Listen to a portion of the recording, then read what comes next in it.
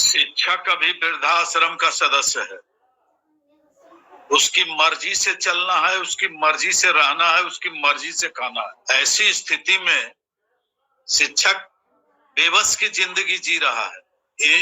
शिक्षकों के सामने अभी वर्तमान समस्याओं की पहाड़ है, भीड़ लगी हुई है। ये बेबस हैं और इनको लुभावने और ऐसे जैसे ग्रीष्मावकाश और जितने जो पर्वों त्योहारों में जो अवकाश दिए गए थे 62 दिनों का, वो संशोधित करते करते अभी 22 दिनों का हो गया है।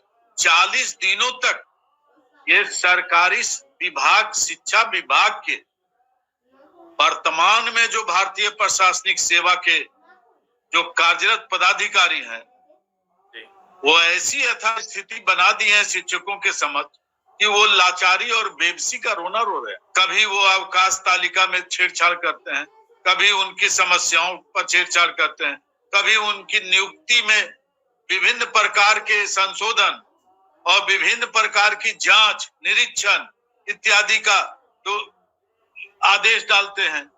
प्रतिदिन एक नया आदेश होता है। तो अवकाश की समस्या तो श्री के पाठक ने ही रख दिया था जी। ग्रीष्मावकाश में शिक्षक बेबस होकर विद्यालयों में रहे, गैर शैक्षणिक कार्यों में रहे, गैर शैक्षणिक कार्यों में लगाया गया।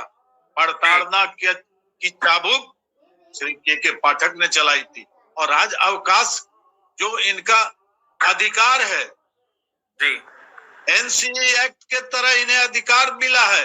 बच्चे क्या करेंगे? बच्चे को पर्वों से मरहूम किया जा रहा, वंचित किया जा रहा जी। और ये जो सरकार में जो सनातनी मूल्य हैं, जो पद यात्रा कर रहे हैं और तीर्थ यात्रा कर रहे हैं और धर्मों के प्रति जो उन्माद फैला रहे हैं, डबल इंजन की सरकार। इसके पूर्व में भी तो महागठबंधन की सरकार थी, वह भी चुप थी।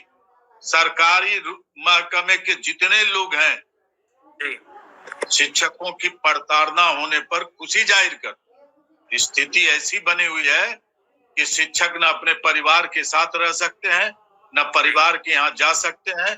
ये खुशियों का पर्व है, त्योहार है और विशेषकर ये पदाधिकारी और सरकार मौन होकर गुप्त रूप से एजेंडा चला रही है। ये अभी जो स्थिति बनी हुई है ये सरकार के सह पर है।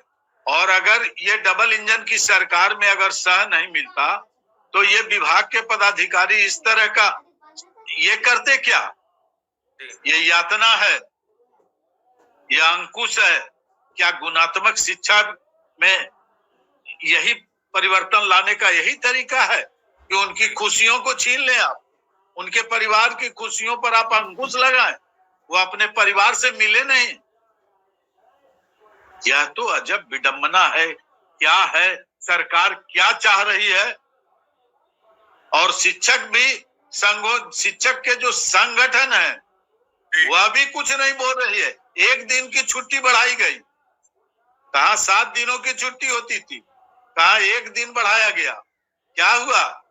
और एक दिन में ही सरकार जो शिक्षक हैं खुश हैं, विशेषकर छूट में, छठ पर्व पर। लेकिन दीपावली में जो बाहर के लोग हैं, क्यों डोमिसाइल नीति पर आपने ये किया? कई राज्यों के शिक्षक हैं, उनको छुट्टी नहीं है, एक दिन की छुट्टी है दीपावली जैसे पर्व में, वो कहाँ जाएंगे? 4 दिन की छुट्टियों में कहाँ जाएंगे?